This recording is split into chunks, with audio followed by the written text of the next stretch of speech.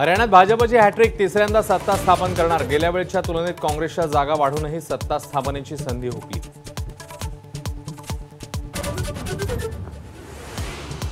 जम्मू काश्मीरमध्ये national conference आणि काँग्रेसचं सरकार येणार, पण काँग्रेसच्या जागा घटल्या। भाजपला जम्मूमध्ये मोठे यश, पीडीपीचं पानिपत।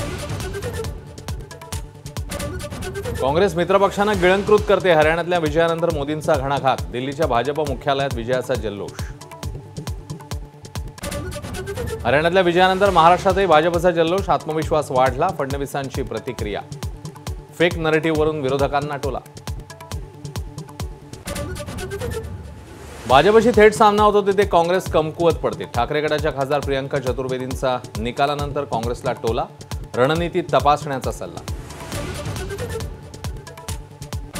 महाराष्ट्र विधानसभेसाठी भाजपचे उमेदवार निवडीची प्रक्रिया अंतिम टप्प्यात। फडणवीसांच्या बंगल्यावर प्रभारींसह ज्येष्ठ नेत्यांची बैठक। अजित पवार बारामतीमधूनच लढणार, राष्ट्रवादीचे खासदार प्रफुल्ल पटेल यांची घोषणा। तर अजित पवारांनी बारामतीमधूनच लढावं म्हणून बारामतीकर आक्रमक। मुख्यमंत्रीपदाचा उमेदवार आताच जाहीर करा, काँग्रेस राष्ट्रवादीला माझा पाठिंबा। उद्धव ठाकरे यांची विनंती। मवियामध्ये कोणताही वाद होणार नसल्याचीही ग्वाही। मवियाच्या आजच्या बैठकीत जागा वाटपाचा तिढा जवळपास सुटला। 11 तारखेला पत्रकार परिषद घेऊन जागा वाटपाची यादी जाहीर करण्याची शक्यता।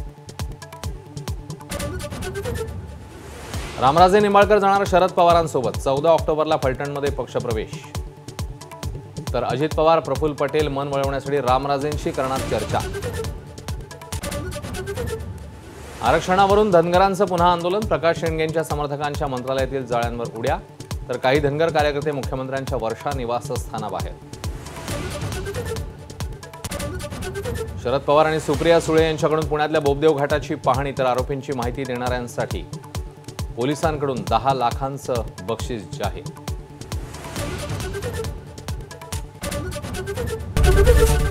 एबीपी माझा, उघडा डोळे बघा नीट।